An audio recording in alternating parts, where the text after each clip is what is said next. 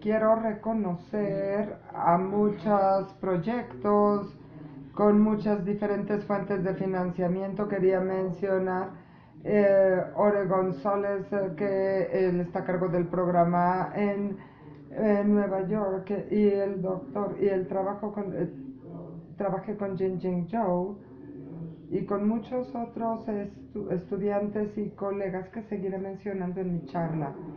El diagrama de los dos grandes temas, el primero es cambio climático y vamos a recordarlo rápidamente porque todo el mundo aquí crea y todo el mundo crea aquí en el cambio climático continental y global, y vamos a ver cuál es el punto básico de cambio climático urbano, y vamos a ver qué se necesita para tener un buen análisis de caso de estudio de, y tener un buen análisis climatológico. Hoy vamos a tener que enfocarnos en las islas de calor urbanas y las velocidades en las ciudades y la precipitación por tormenta eléctrica y las aplicaciones de calidad del aire conforme vamos avanzando, y vamos a ver la interacción del cambio climático y cambio urbano, y voy a mostrarles estudios de observación y después vamos a ver un modelo de estudio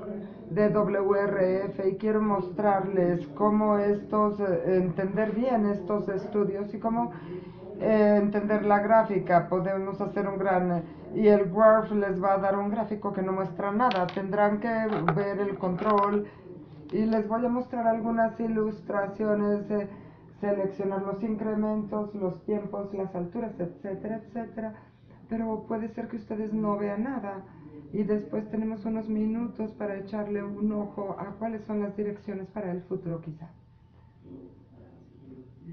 Y esta es una imagen que todo el mundo ha visto y muestra el cambio climático global por los últimos 150 años, acelerando desde la década de los 70. Las observaciones y los modelos se han vuelto muy buenos para ver todos los giros y todo lo que se hace. Y por ejemplo, de los años 50 a los 70 hubo un enfriamiento global y los modelos lo captaron, y después empezó a partir de los 70 el calentamiento global. Pero no son solo números, son 2 grados o más. Cada continente es diferente, cada área de un continente es diferente, y estos son los resultados del IPCC para 6 diferentes continentes, y las tendencias en azul son de causa natural, y las rejas y las observaciones en negro vienen de una combinación de causas naturales y antropogénicas. Espero que no tenga que convencer a nadie o que la modificación antropogénica del cambio climático mundial, incluso a nivel local, es real. Han subido el nivel del mar, y estos son los dos principales impactos de los que hablaré: el efecto de las interpretaciones y el impacto de que sube el nivel del mar. Por ejemplo, a la esquina derecha hay una tendencia de hace 30, 40 años de huracanes. El número total de huracanes se mantiene igual, más o menos, pero la línea roja nos muestra la categoría 4 y 5. Y ellos han aumentado drásticamente. El cambio climático no parece está produciendo huracanes más fuertes, y arriba quizás sea difícil de ver. Esto nos muestra el aumento de malaria en Estados Unidos cuando está el clima más caliente. Los insectos que transportan malaria pueden ir más y más hacia el norte. La línea sólida en negro es donde esto estaba, realmente no lo puedo leer, pero creo que es 1970, y la línea punteada y la flecha roja nos muestra el periodo de 30 años. Entonces, debido a este calentamiento climático, tenemos más enfermedades. El clima ya es ahora lo que era en las latitudes bajas. En el lado izquierdo Hay una gráfica que nos muestra quizá un buen cambio y esta es la reducción en días de helada y el aumento de días sin heladas. Las áreas en rojo han aumentado en días sin heladas. En un áreas de alta latitud en el hemisferio norte se van a beneficiar. Los cultivos se están moviendo hacia el norte y hacia el este y se llegan a Canadá y lo mismo está sucediendo en Rusia. La gente se mueve hacia las ciudades y lo seguirán haciendo. Las dos líneas en verde más abajo muestran el desarrollo de la población. Se proyecta hacia los próximos 10 años, es un periodo de 8 años. Y los cuadrados son la población urbana y podemos ver que más del 50% de la población vivía en ciudades en vías de desarrollo desde el año 1950. Este punto crítico solamente se creó en 2015 en el mundo en desarrollo, pero los excesos verticales es la población real, no el porcentaje. Y la población real en el mundo en vías de desarrollo es un total de 6 a 7 mil millones comparado con 1.000 millones en el mundo desarrollado. No importa qué suceda en el mundo desarrollado, el futuro de la Tierra depende de lo que suceda en el mundo desarrollado. En los 50 el mundo en desarrollo y el mundo desarrollado y el mundo en desarrollo pudieron haber hecho una diferencia cuando pusimos más del 50% de la contaminación solo en Estados Unidos, podíamos haber dicho. Es una oportunidad de oro para hacer dinero, podemos desarrollar tecnología para que cuando China se levante pueda usar nuestra tecnología y no cometer los mismos errores que hicimos nosotros, pero no lo hicimos así. Pudimos haber hecho una fortuna vendiendo esto. Los chinos no van a renunciar a su estilo de vida, nosotros vamos a seguir con nuestro estilo de vida. Y ellos dicen, pones aquí la contaminación, lo estamos poniendo más contaminación por año, pero cuando llegamos a este nivel total, entonces háblanos a nosotros de hacer algo. Ellos quieren el mismo estilo de vida, tendrán que usar la misma tecnología porque otra tecnología nunca fue desarrollada y esto es terrible. Vivir en ciudades puede ser peligroso y esta es una imagen de Alexander Baklanov, que lleva el programa de WMO en lo urbano, en riesgos urbanos. Tienes contaminación, ondas de calor que cada vez están peor debido a las islas de calor urbanas y esto nos da una tensión termal y empezamos a tener inundaciones, se aumenta el nivel del mar y esto nos crea problemas de salud pública, de energía, de sustentabilidad de agua. Y al cambiar el clima, todos estos problemas se intensifican. Este es un reporte que salió hace 2 años de la OMS. Casi 2 millones de niños mueren de contaminación en el mundo en vías de desarrollo, en su mayor parte en China. No la mayoría, pero una gran parte sí en China.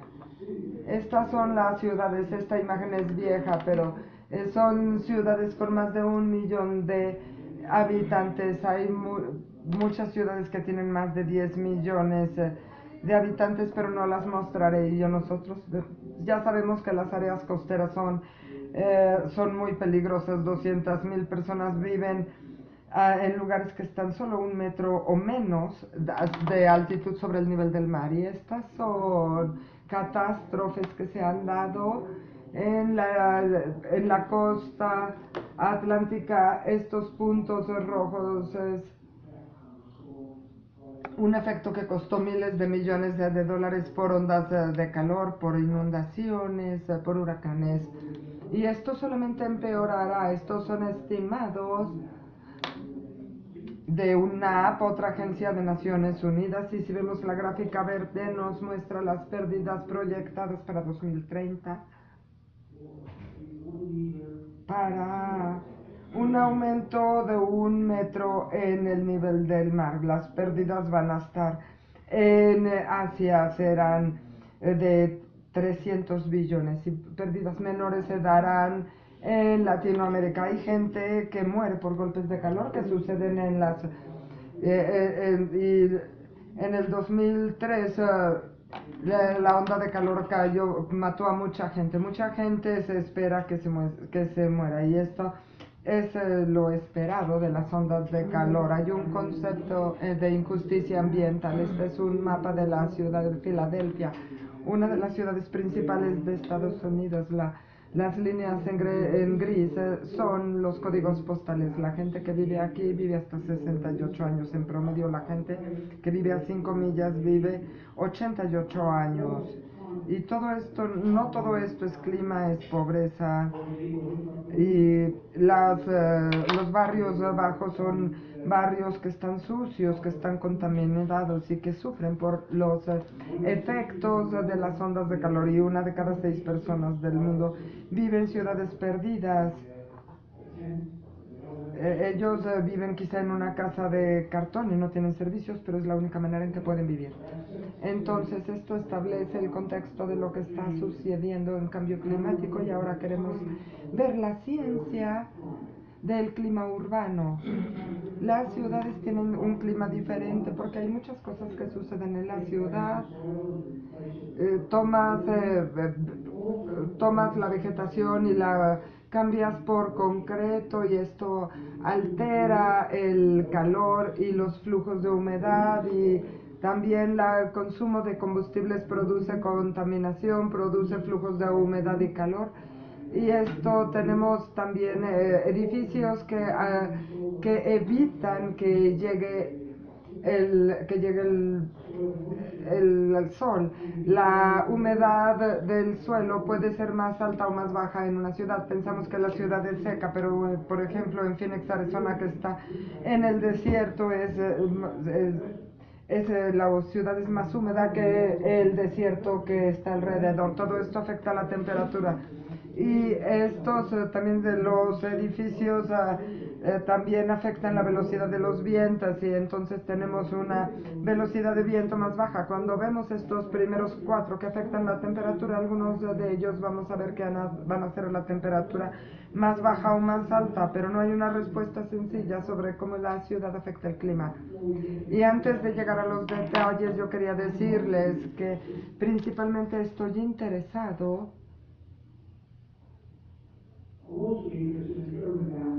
en la capa frontera de las ciudades. Para tener esta frontera vamos a ver cómo la ciudad altera toda la capa barrera, toda la capa frontera hasta 1 kilómetro.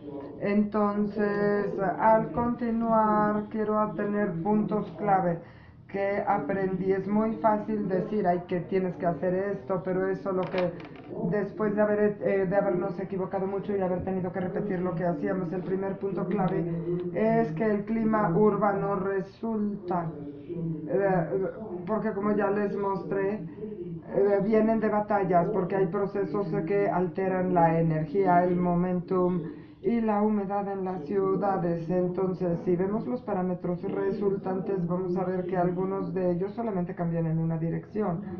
A veces cuando lo saco les estoy dando al traductor que tiempo. Ella tradujo para mí al inglés, vi su trabajo magnífico, pero creo que cuando los oradores hablan tan rápido, pues es más difícil para ella. La visibilidad siempre baja, la turbulencia siempre mejora y no voy a tener tiempo para hablar de uno de mis favoritos, pero siempre se reducen. Ahora nos vamos a concentrar en la temperatura y si aumentan las temperaturas tienes una isla de calor urbana, pero a veces el caso, por ejemplo, de los efectos, puedes en Phoenix, Arizona, puedes ver una baja de temperatura y una isla urbana de enfriamiento. Eso es muy poco común. Los puntos de calor son más frecuentes. Todo está. La velocidad del viento a veces aumenta, a veces baja. Vamos a ver los detalles de todo esto. La dirección del viento a veces es convergente a la ciudad y a veces es divergente alrededor. Las tormentas eléctricas a veces se ven impulsadas o a veces se dividen cuando llegan a la ciudad y la precipitación a veces se aumenta cuando llega a la ciudad y a veces baja. Ahora, de todas estas 4, bueno, de estas 8, vamos a decir las 4 de aquí abajo, con el número. Estos son los efectos de las islas de calor. El otro eh, se deben a efectos acumulativos, a acumulación de barreras, y no es una constante.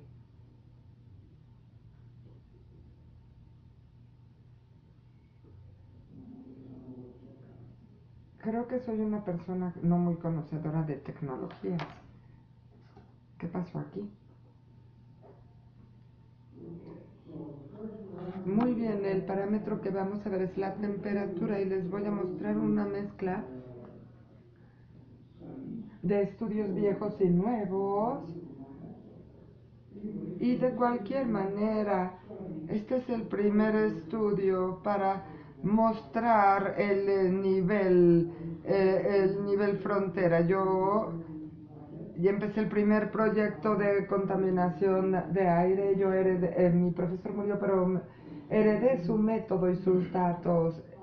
Él obtuvo 5 millones en los 60 y le dieron $1 millón a una pareja joven y nosotros ahí pudimos hacer las mediciones por helicóptero antes de que la aviación supieran lo que y estábamos a hacer. Llegábamos hasta el piso del río Este y de Central Park, que ya no es posible hacer esto. El que tenemos a la izquierda, eso es las ondas del helicóptero, es que se muestran las líneas verticales, no lo puedo leer desde aquí, pero sube hasta 700 metros y las líneas en gris son inversiones. Si estudian mineralogía fuera de las ciudades se pueden tomar radiación, inversión, y conforme el piso va perdiendo la radiación. Al norte de la ciudad tenemos la inversión de superficie de 700 metros de profundidad. En la ciudad en sí no hay inversión y esto está caliente porque debido a una isla de calor urbana está bien mezclado, no tiene la estática ni la estabilidad de la inversión y toda la contaminación está atrapada ahí. Diríamos que esto está muy mal. Bueno, si toda esta contaminación fuera liberada en la inversión, sería terrible. Entonces la ciudad crea una capa de unos cuantos metros de profundidad para que las concentraciones sean más bajas, para que no todo la contaminación esté atrapada junto a un edificio. De cualquier manera, esta es la estructura térmica.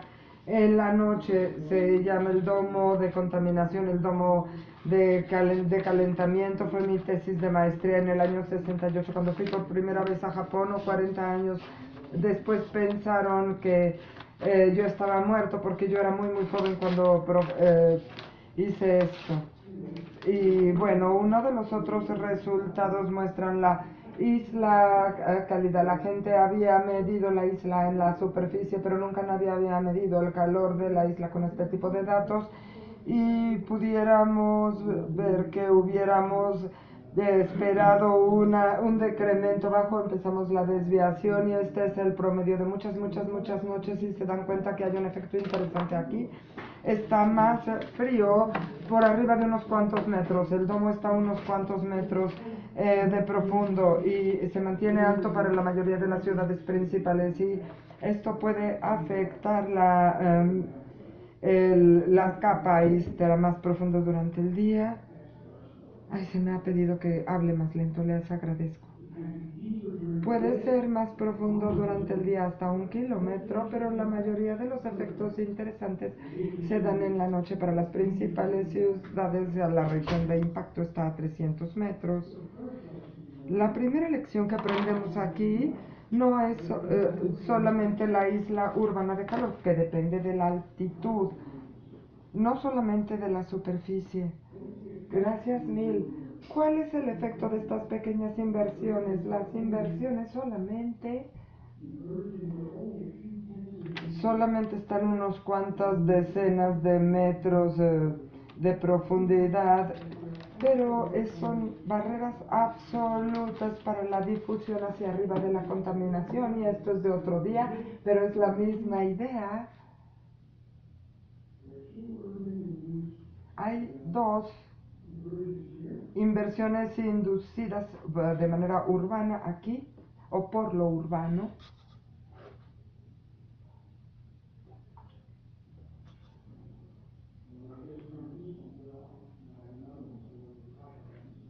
Ay, acabo de aprender con este. Tengo otro con 5 botones. Aquí las inversiones se dieron a 300 metros y a 400 metros. Todas las emisiones de área de todos los edificios, esto lo vemos. Y esto está atrapado por esta inversión. Aquí no hay contaminación, pero una, para una compañía de generación eléctrica tenían un penacho de humo que penetró a la primera inversión, pero no a la segunda. La compañía de energía le encantó. Ah, la contaminación no afecta a la ciudad. El punto es, sin embargo, que hay una tercera inversión mucho más fuerte. Esto lo vemos en el Servicio Nacional de Clima. Pero esto no tiene nada que ver con el cálculo de la contaminación en la ciudad. Si solo usas este, vas a decir, la contaminación está mezclada a 100 metros, a menos de que tengas mediciones especiales para ver estas inversiones someras inducidas de manera urbana. Lo urbano tiene mayores efectos en la contaminación. Probablemente se le acabó la pila a esta cosa. Aquí tenemos un estudio clásico hecho aquí en la Ciudad de México por Ernesto Jauregui. Discúlpenme que no puedo pronunciar su nombre, probablemente lo recuerden. Él murió hace unos cuantos años. Y este es el estudio clásico de las islas de calor que se pudieron hacer sin tener las ondas de los helicópteros, y nos dio mucha información para comparar los cambios en la isla de calor con tiempo. Aquí estamos en el año 86 con la isla de 2 grados, y en la otra es una isla de 4 grados. Pero esta no es toda la historia como la vimos con los resultados del estudio neoyorquino.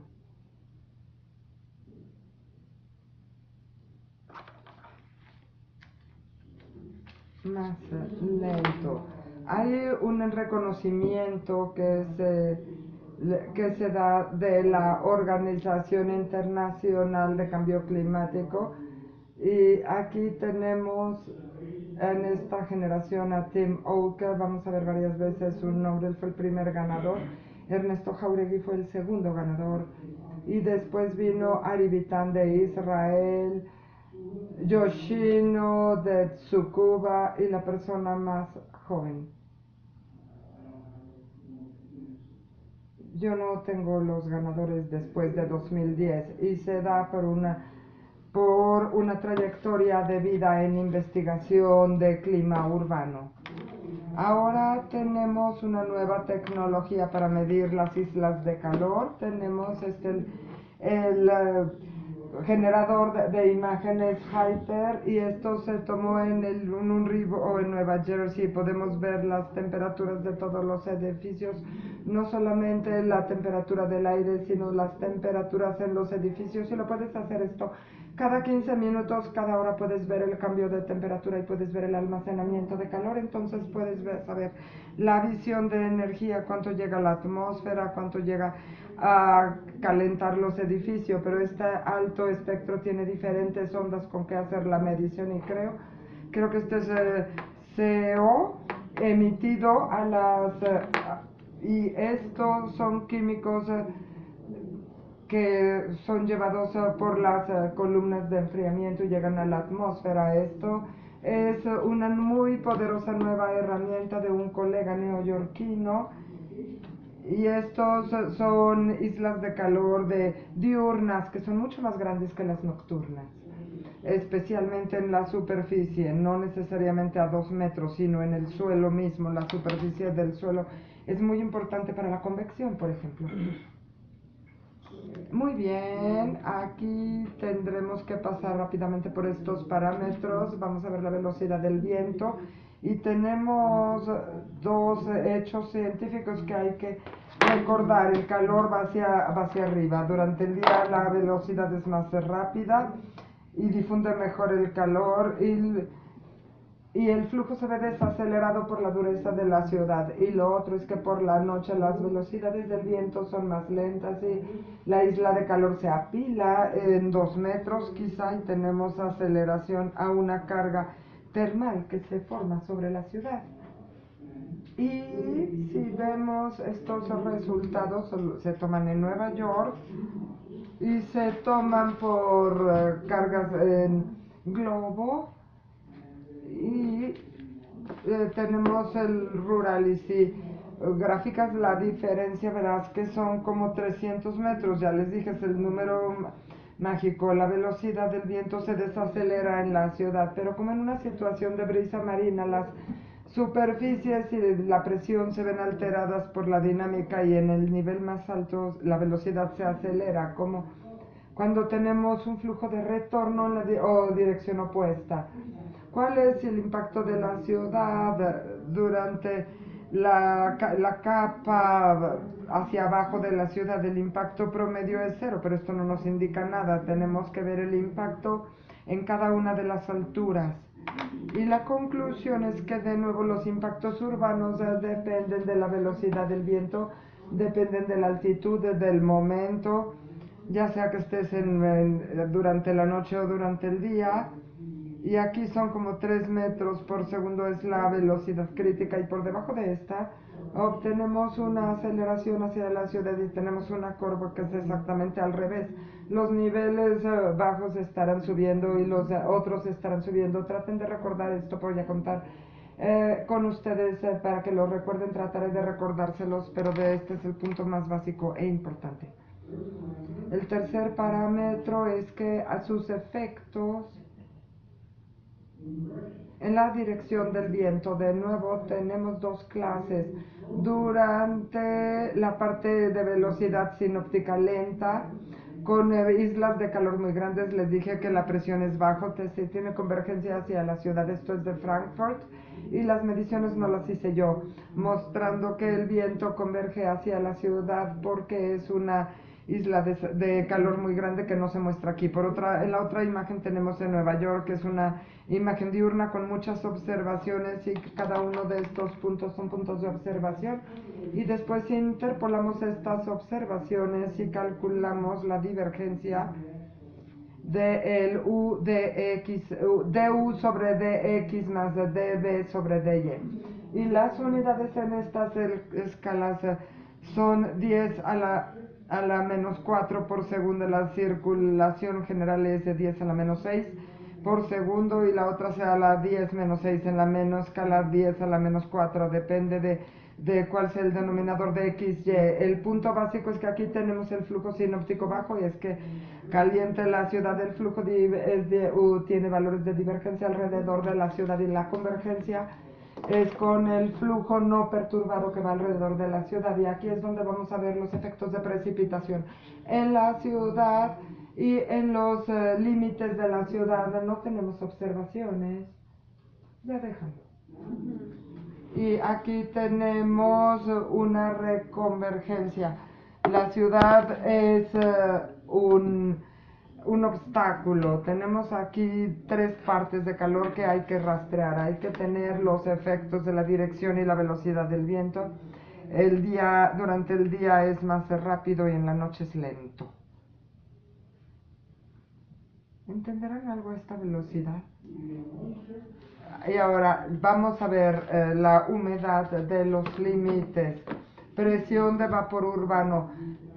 Se reduce la evaporación, pero aumenta debido a la combustión de fósiles que nos da una humedad antropogénica. Durante la parte nocturna consumimos más combustible. La formación de rocío se reduce porque quiere decir que las superficies son más calientes, estamos bajándola. De nuevo tenemos aquí un conflicto y usualmente las unidades se bajan debido a que la isla de calor cambia la presión de saturación del vapor. Esto no es lineal sino exponencial y predomina y casi siempre baja, aunque la relativa se ha bajado, digamos la niebla urbana ha bajado. Tenemos mucha condensación higroscópica del núcleo. Y esto sucede en las ciudades. La humedad es un gran ejemplo de todas estas interacciones complejas en el clima urbano. Para resumir esto, ¿cómo hacer un buen análisis, ya sea un caso de estudio o algo climatológico? Si realmente queremos saber lo que sucede, tenemos que segmentar los datos. Si los promedias, por ejemplo, con la velocidad del viento, tienes un promedio de cero, aunque haya una gran capa de aumento y otra de decremento. Esto así aplica, hay que segmentar por tiempo porque la parte diurna es diferente a la nocturna por dirección del viento. O sea, ¿cómo saber hacia dónde va el viento? Aquí tenemos la magnitud, que es la fuerza principal que la vemos con velocidad del viento, y también por la altura del PBL, y tenemos diferentes pequeñas diferencias. Esto nos requiere hacer casos dorados, son casos bien documentados que tenemos que estudiar cuando estamos haciendo un caso de estudio. Y bueno, se requiere experiencia, hay que plantear la buena pregunta y eso se da con experiencia. ¿Cómo debo de segmentar mis datos? Quizá te equivoques la primera vez y tengas que intentarlo 2 o 3 veces más. El tercer punto clave es que la precipitación por tormenta eléctrica es la más complicada porque tienes que conocer la temperatura, la velocidad, tienes que saber las velocidades verticales, la humedad, la estabilidad. Si vas a usar un modelo, tienes que modelar todo esto bien antes de que intentes ver los resultados que te traiga la tormenta eléctrica. Qué bueno que estudié. Para el estudio de tormentas de rayos es el estudio Metromex de hace mucho tiempo que encontró, y van a notar algo aquí.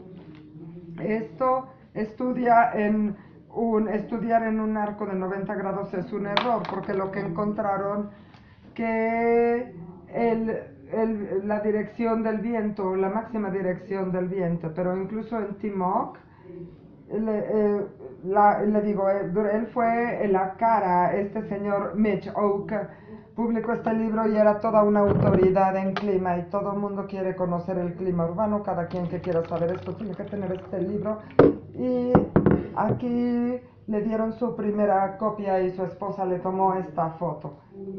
Hace 40 días me pidió ser su socio. Él iba a hacer las observaciones, él iba a hacer el modelo, no nos pudimos poner de acuerdo. Fue con otra gente y finalmente pudo concretar su proyecto. El principal descubrimiento del estudio Metromex es la dirección del viento. Aquí llega a partes urbanas y aquí da su máximo. Resulta que esto fue demasiado simplista. Muchos casos no nos muestran un máximo urbano de dirección del viento. Por ejemplo, aquí tenemos un estudio hecho mucho antes de Metromex que muestra una tormenta que se dio sobre la ciudad de Londres, que tenía una isla de calor urbana. Esto no tuvo nada que ver con el máximo, y después tuvimos otro estudio de Niyogi y Ming, y vamos a ver que nos muestra una perspectiva tridimensional sobre Indianápolis, y la tormenta se bifurca y va a dar la vuelta alrededor de la ciudad. Y les digo que tuvieron que ver que el flujo se bifurca. Si el flujo va alrededor de la ciudad, la tormenta también va alrededor de la ciudad. En 2011 me invitaron al IMS para tratar de explicar todas estas observaciones previas, considerando mi experiencia. Yo tuve varios casos extremos aquí. El primero, las condiciones sinópticas son vientos fuertes, por lo tanto el flujo se bifurca alrededor de la ciudad, como vimos en ese cálculo para Nueva York, y después Por lo tanto, se bifurca alrededor de la ciudad la tormenta y tenemos un mínimo de precipitación sobre la ciudad y en el viento que va hacia la ciudad, como estudió Niogi, y lo máximo va alrededor de la ciudad. Este es un caso. Y el otro caso, no hay tormenta, no hay nubes, hay una gran isla de calor. Bueno, entonces tenemos convergencia hacia la carga calórica que se da hacia la ciudad y por lo tanto es lo que vimos en Frankfurt. Se forman tormentas sobre la ciudad y tienes un máximo sobre la ciudad, como en el caso de Londres. Ninguna de estas tiene un máximo urbano de dirección del viento. Bueno, no, las islas tienen una función secundaria, entonces he visto el Instituto de Meteorología Urbana, tenemos varios estudios, estoy haciendo el tercer estudio sobre, tenemos sobre las tormentas y también sobre el granizo y teniendo este sensor que estoy llamando de MU y les encantó esta imagen, es una torre que desaparece en algún punto, tienen un instrumento de 350 metros con turbulencia y lo tienen instalado justo en la mitad de la ciudad. No puedo decirles quiénes son todas estas personas, bueno, ahí está el señor González, ahí estoy yo, Fake Jen, que era el padre de WAF, del modelo WARF, y esto es una persona muy famosa y aquí tenemos 5 generaciones de gente que estudia la turbulencia. Esto, esos sus estudiantes, el profesor de la... Y también teníamos ahí a los estudiantes. Mi memoria regresa a todas estas personas, científicos jóvenes. Muy bien, el estudio SURF es un estudio climatológico y si vemos la diferencia entre la inicio y bifurcación llegamos a un punto de vista climatológico, pero solamente vimos que del sudeste venía la tormenta, no en 90 grados como se hizo en Metromex, pero era como un arco de 45 grados. Y lo que nosotros vimos, y fue la primera vez que se hizo, primero vimos la isla de calor y después estábamos viendo la precipitación y dijimos, muy bien, esto son... Y fuimos forzados por el revisor escoger la isla de calor promedio. No puedo verlo. Lo que sucede esto es que este es el caso de la isla de calor grande, es la iniciación. Cuando entra sobre la ciudad, estos son porcentajes, este es un aumento de 30%. Y aquí tenemos la tormenta que se bifurca alrededor de la ciudad.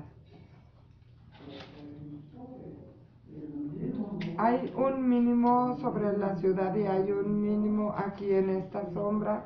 Este es de 35%, este es como de 20% y en la parte lateral de la ciudad esa es la precipitación máxima. Hay una topografía asimétrica aquí. Y es una dirección de viento de 8 nodos. Esto es de 2015 y es un estudio que me ayudó a hacerlo un estudiante. Es, Vamos a un segundo estudio observativo de cambio climático en California. Teníamos una hipótesis de 3 artículos. El primero muestra las observaciones. Lo hizo González en Nueva York y básicamente dijimos que un calentamiento por gases invernadero aumenta el gradiente de presión en la costa.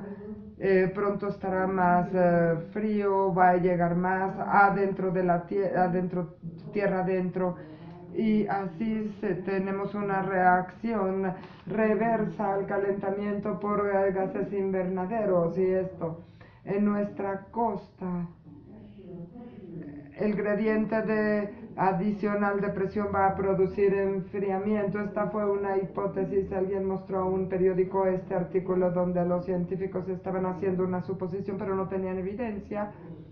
Y él lo pensó igual que nosotros. Y entonces aquí está nuestro estudio.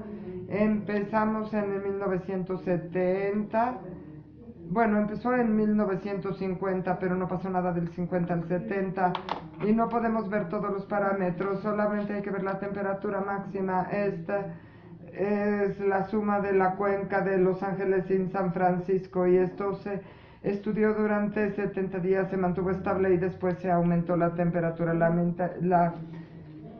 A partir de 1970 aumenta la temperatura y vemos lo que está sucediendo. Y cuando vemos la temperatura máxima nada sucede para todo el periodo.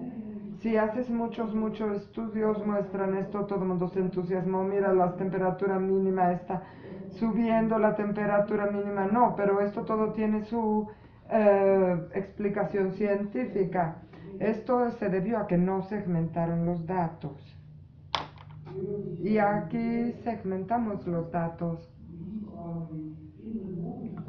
Estos son los lugares tierra adentro donde se calentaba, las temperaturas subían debido a calentamiento por efecto de gas invernadero, pero en la costa bajaba la temperatura. Si tienes todos los datos en un solo grupo, encuentras cero cambios. Pero esto no te indica nada, toda la física está oculta. Y aquí vemos, no tengo tiempo para los detalles, pero en 35 años es 1.2 grados centígrados más frío. Y esto es para todos los lugares en la costa.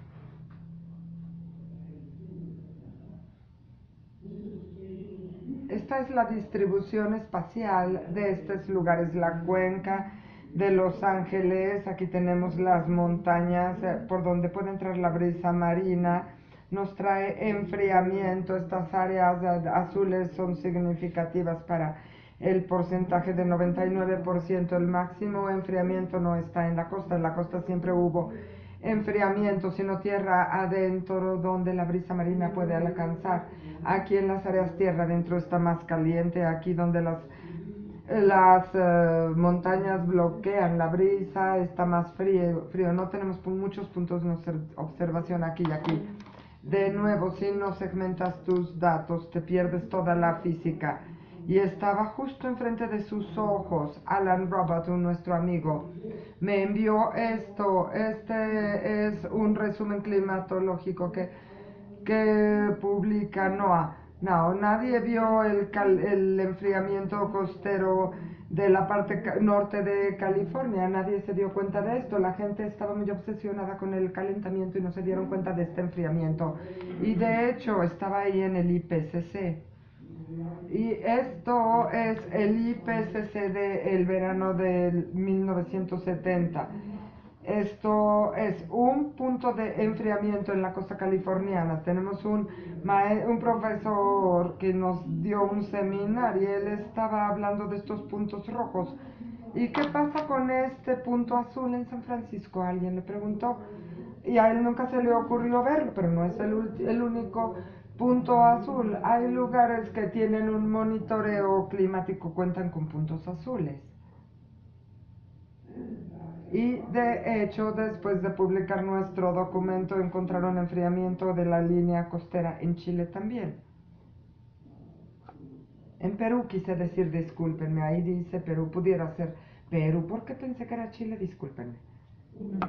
Bueno, rápidamente esta historia nos mostró que estaba más frío en áreas costeras de baja elevación.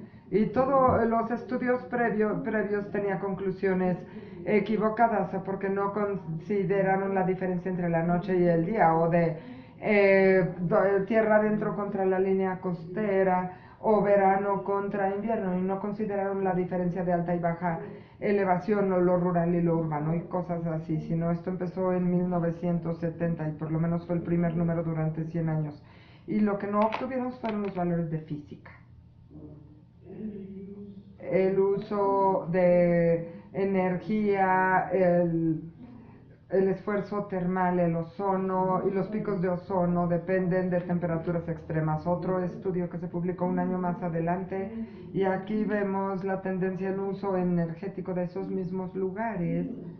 En el lado de tierra adentro se tiene un uso de energía por persona por década aumentando. Para los lugares costeros Unas en la misma cuenca, sus usos de energía bajan por ciento en 7%. Está bien, y si tienes que construir una planta eléctrica ya sabrás dónde usarla usando este número que viene de los estudios. O si esto te indica, bueno, porque vamos a desperdiciarlo en la línea costera, requeriremos mayor energía para la planta de energía. Llegamos al modelo y hay tres diferentes opciones en WARF. El más simple se llama el modelo de superficie tierra de Noé, de NOAA.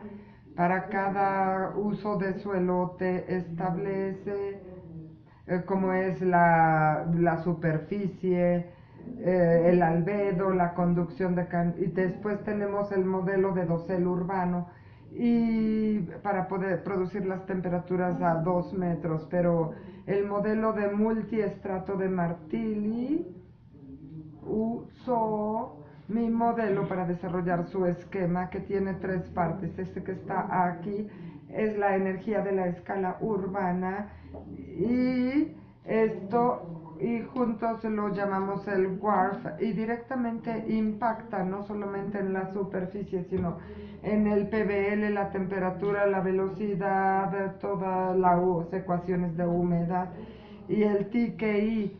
Todos los pronósticos se ven afectados cuando están en contacto con la atmósfera y básicamente eso es una parametrización que de esto depende de que ustedes conozcan la densidad del edificio y también usa un modelo de una sola parte y esto se proyecta en la zona límite.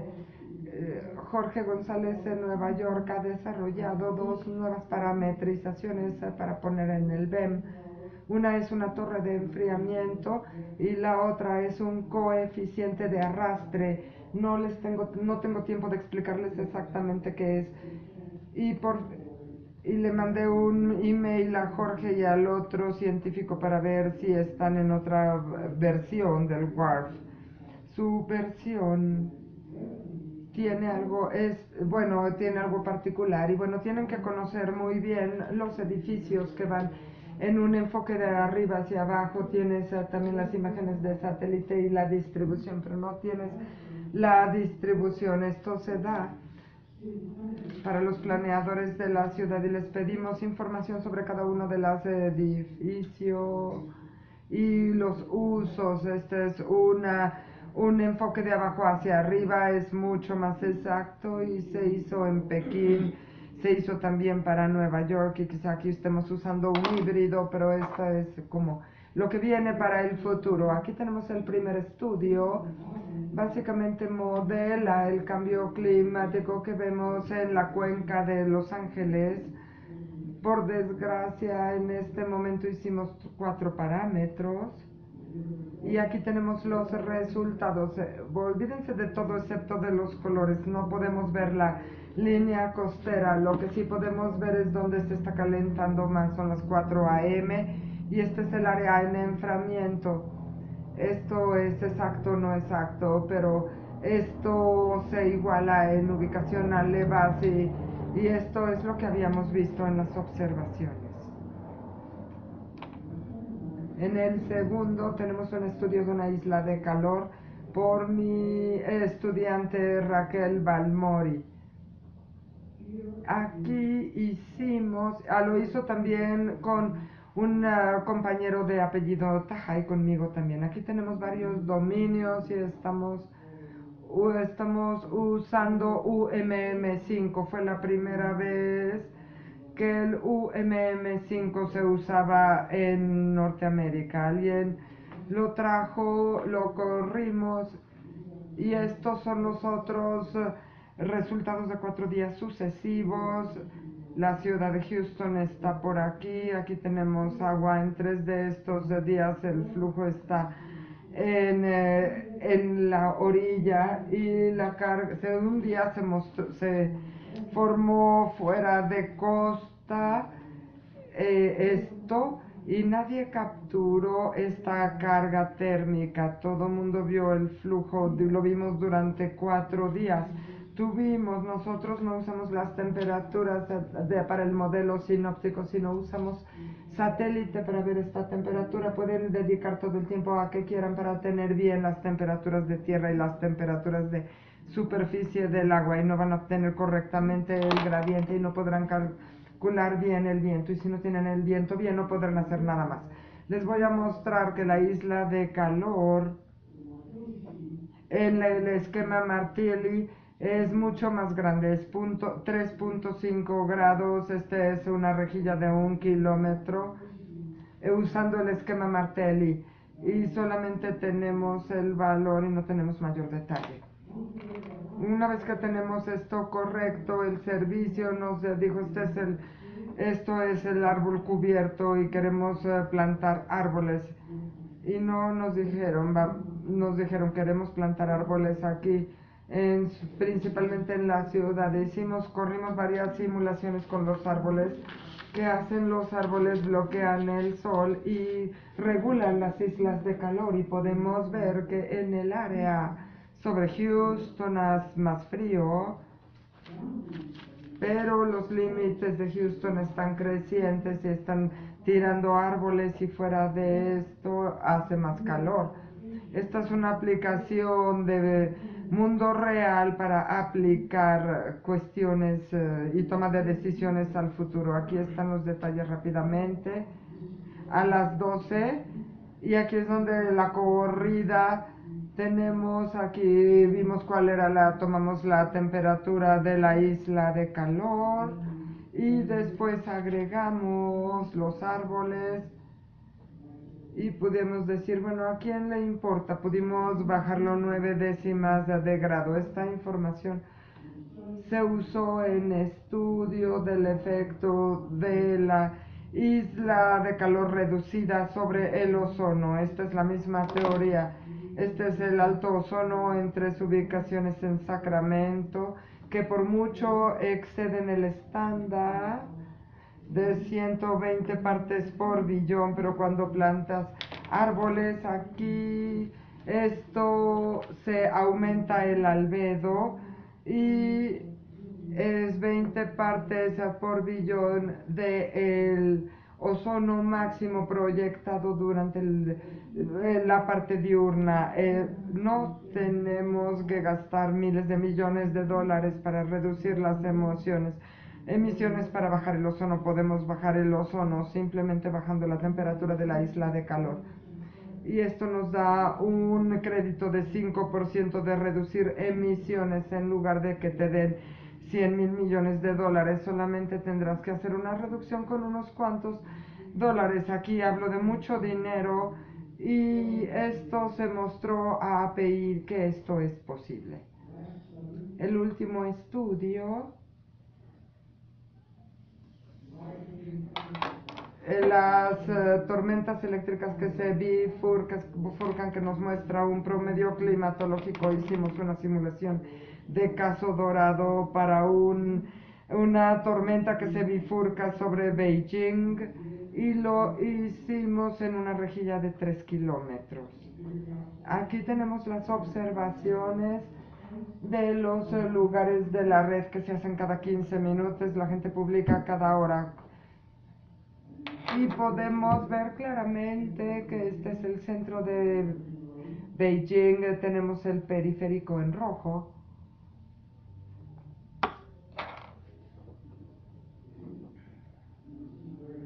Y pueden ver claramente que la precipitación se bifurca alrededor de la ciudad.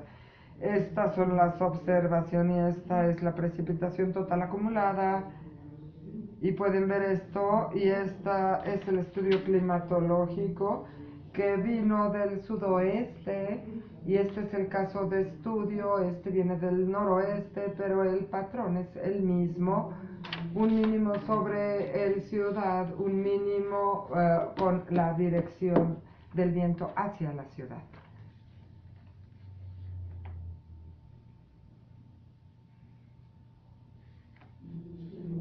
Esta es la simulación con la ciudad sin Beijing, y esta es el acumulado de la precipitación total. El patrón de precipitación se ve igualito al anterior, Sin la ciudad no tienes bifurcación. Cuando ves la diferencia, ves una bifurcación grande. Es muy clara. La única diferencia de esto y las imágenes previas es que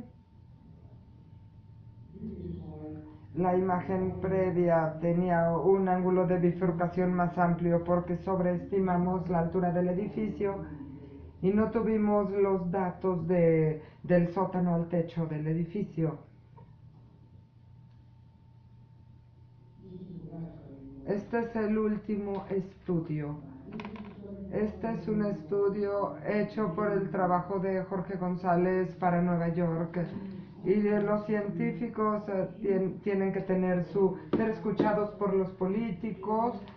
Y Ortiz está en el panel político de cambio climático. Y este es el último reporte que se le dio, que se tomó la dinámica de dos escenarios IPCC y partió el clima en ondas de calor para la ciudad de Nueva York en 2018. Aquí podemos ver que la temperatura media máxima pasa por las peores emisiones y cuando pones más humedad y tienes la temperatura estresada sube a más de 100 grados.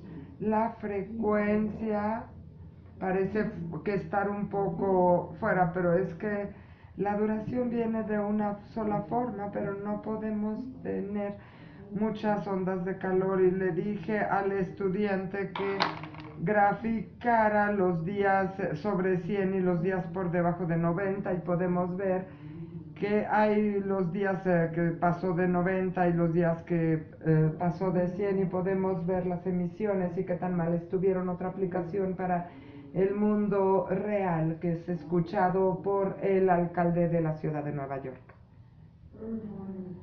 El clima urbano es complejo y si lo van a estudiar tienes que ser sofisticado respecto a cómo lo haces.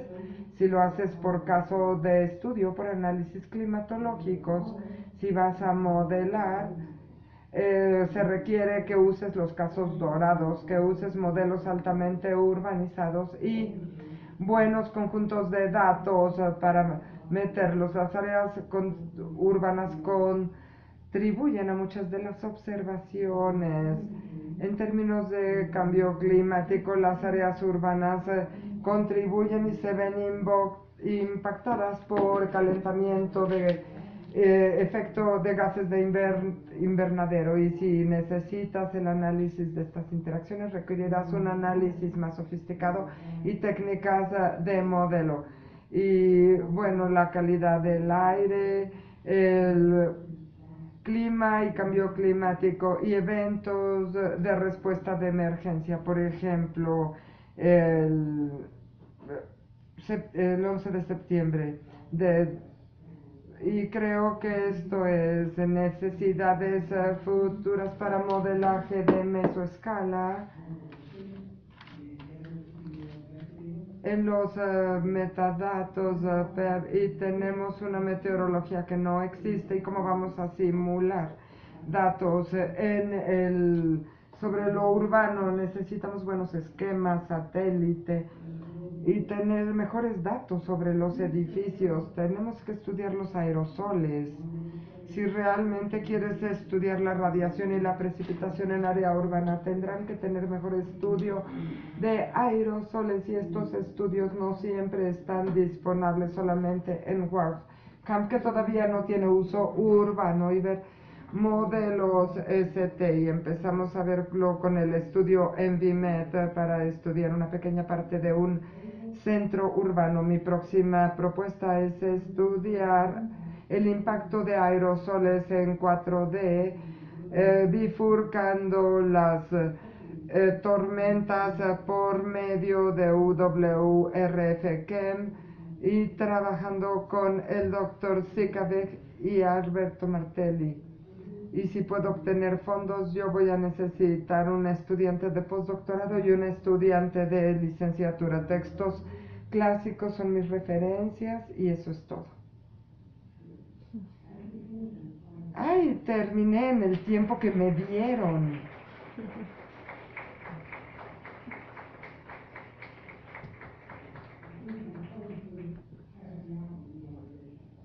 Ay, sin embargo, estoy a punto de morir de deshidratación.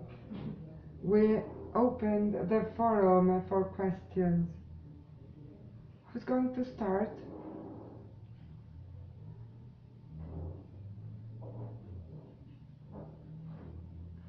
Eso pasa con los neoyorquinos. I have a question for Bob.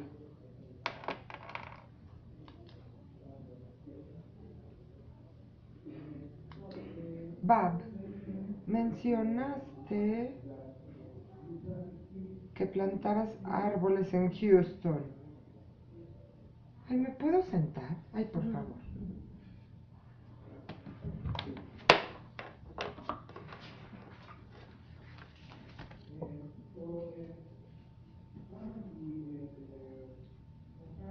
Una de las inquietudes que tenemos aquí en México sobre los árboles es una inquietud que tenemos en nuestro departamento. Son las emisiones biotécnicas. ¿Qué hiciste en este caso de estudio? Tenemos presente que los árboles tienen emisiones precursoras biogénicas y trabajamos con el Servicio Forestal que nos recomendó árboles que no presentaban estas emisiones y se hizo la química del embudo y queríamos árboles que nos dieran sombra, éramos muy específico de que era un buen árbol y en el Servicio Forestal vieron el uso de suelo para considerar el mejor lugar para plantarlos.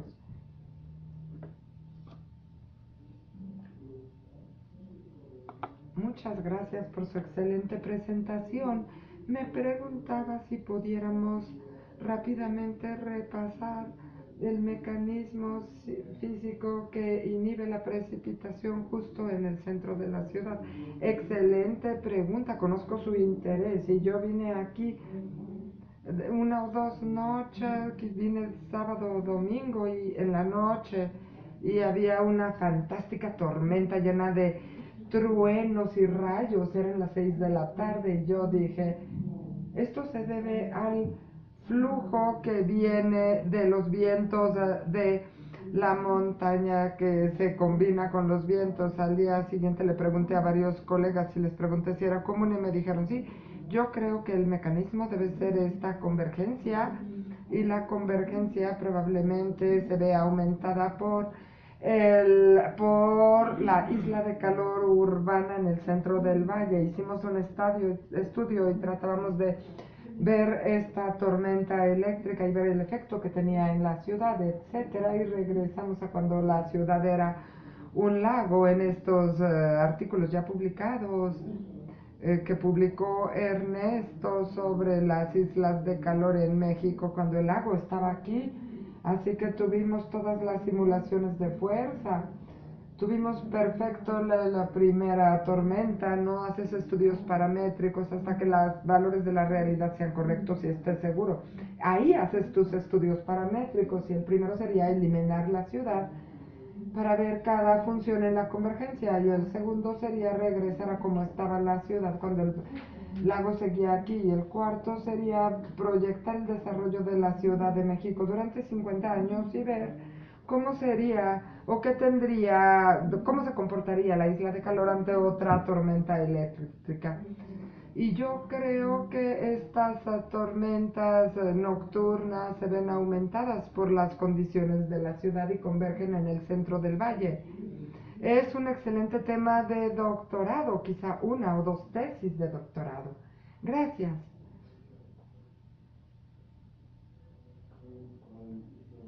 Una pregunta que llegó por internet que pregunta si hay alguna relación en el enfriamiento en áreas costeras, en lugares con mayor neblina, o, o tiene que ver también con el agua marina.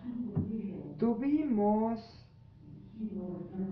temperatura superficial del agua marina en nuestros nuestros modelos no venían por satélite sino por muestreo. Aquí pusimos juntos lo que estaba sucediendo en San Francisco y en Los Ángeles.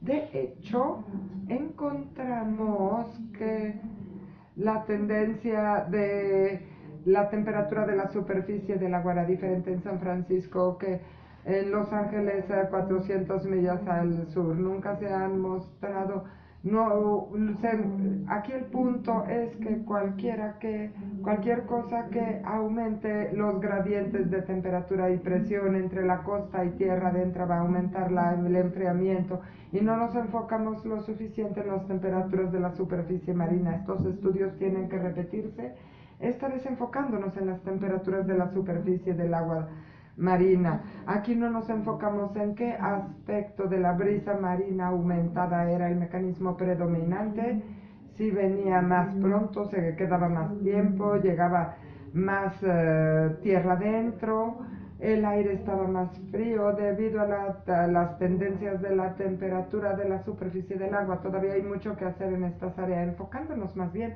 en la temperatura de la superficie del agua. Tenemos otra pregunta. ¿Alguien pregunta sobre las características urbanas o geográficas que afectan la precipitación? ¿Aerosol? No.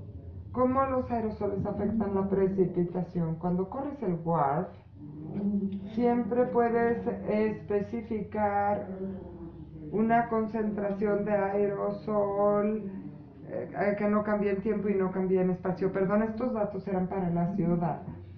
Así que realmente no nos enfocábamos en aerosoles, pero en Nueva York, y no mostré los resultados, uno de los estudiantes, y fue con la gente de Rama para hacerlo más sofisticado para los aerosoles naturales, y mostró Jenny Roosevelt y otras personas habían encontrado que tener muchos aerosoles como en una ciudad contaminada suprimiría la precipitación en algún lugar porque demasiados aerosoles compiten por la misma cantidad de agua y campo abajo la precipitación se vería aumentada y creo que eso es lo que encontraron en Nueva York, que los aerosoles tienen un efecto en la precipitación.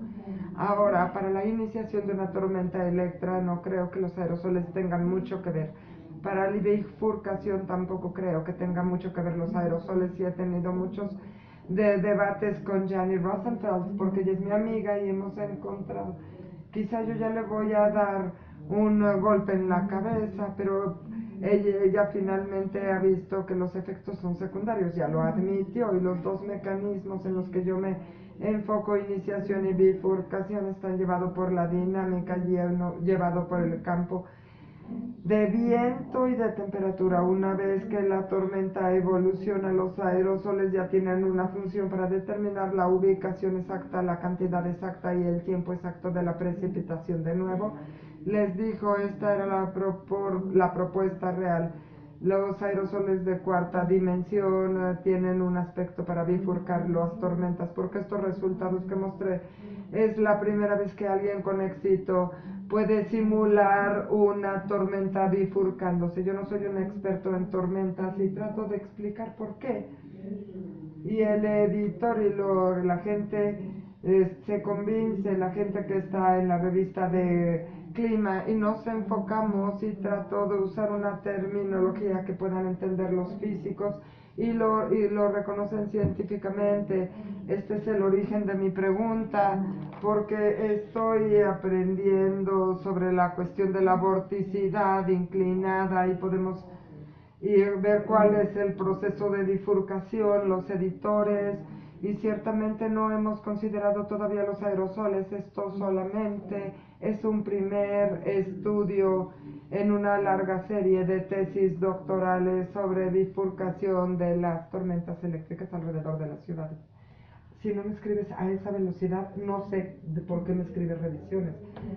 Gracias por su presentación. Considerando estas contribuciones de aerosoles en las ciudades contaminadas, ahora yo no sé cómo sea el proyecto actualmente, pero vi que el hombre puede producir nubes artificiales, pero yo no sé cómo pudiera esto ayudarnos en grandes ciudades para reducir los niveles de contaminaciones. ¿Esto sería una buena manera de resolver el problema o es nada más una manera imaginaria que...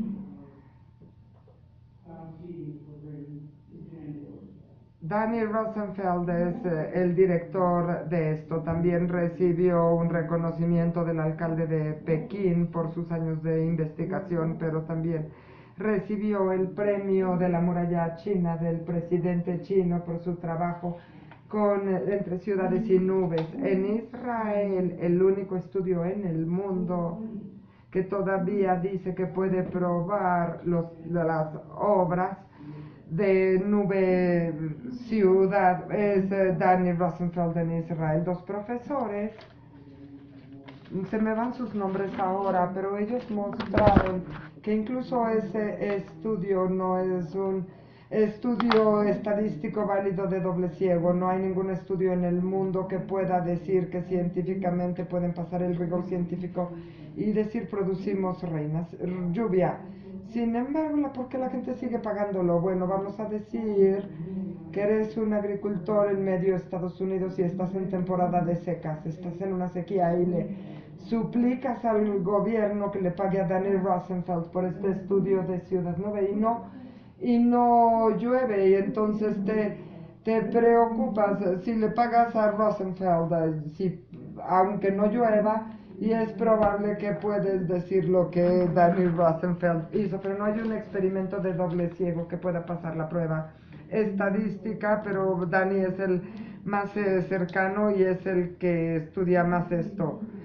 Lo de Olimpiada de 2022 era fuera de Pekín y nuestro instituto tiene que hacer un pronóstico de precipitación y otras cosas para la Olimpiada. Nadie en el instituto lo ha hecho para las montañas que están fuera de Pekín, sino que estamos llamando a gente de otras Olimpiadas previas que hicieron pronósticos. Estamos trayendo a científicos que hacen mediciones y planean experimentos de campo y tienen que producir nieve porque no neva ahí y nunca ha nevado ahí. Casi toda la nieve será hecha por el hombre con máquinas de nieve y las teorías de Rani Rosenfeld son buenas, eh, producirán nieve según lo que dijo Danny Rosenfeld. Otra persona pregunta sobre la influencia de los lagos en el clima urbano, por ejemplo, en los grandes lagos de Norteamérica.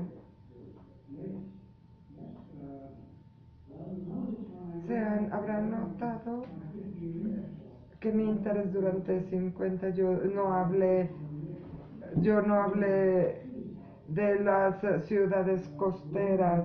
Yo crecí en Nueva York, he vivido en la mayoría de las ciudades que he estudiado en California, y la meteorología de esta escala urbana y de otra naturaleza siempre ha estudiado los efectos de los lagos. Y estos que trabajan en ciudades que están cerca del lago siempre estudian la interacción de ciudad-lago y hay muy buena investigación hecha en Chicago donde tienen modelos muy sofisticados y estudian el lago Michigan y cómo afecta a Chicago. Los lagos afectan a las brisas marinas y son fuentes de aire frío, mitigan las islas las islas de calor urbanas y vamos a trabajar, las trabajó aquí Ernesto en el Ciudad de México y estudió el viejo lago en el centro de la Ciudad de México que tuvo cierto impacto sobre las islas de calor. De nuevo es un área de investigación muy interesante y tengo que decir, estas son las mejores preguntas que me han planteado en muchísimo tiempo. No lo digo por caerles bien, sino han sido gente que no sabe plantea preguntas muy simples y como la gente que sabe, pues Bueno, yo puedo ver que ustedes tienen mucho conocimiento, que son preguntas de tema doctoral y es fantástico ver este número de preguntas. Excelentísimo. Alguien empezó a, como a coquetear con subir la mano y luego la bajó. ¿Quién era? Esto fue al principio, quizá es una persona que ya se fue, pero vamos a darles la oportunidad si todavía esta persona sigue por aquí. Entonces, ¿ya no hay preguntas? Ya te tenemos aquí 1 hora y media. Ah, me tomé 60 minutos nada más. Y bueno, yo estaba preparado a suprimir algunas imágenes.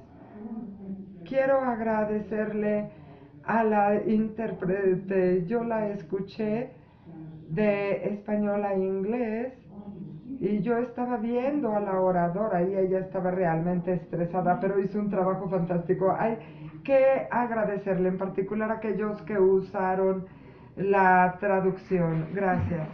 Creo que voy a ir porque...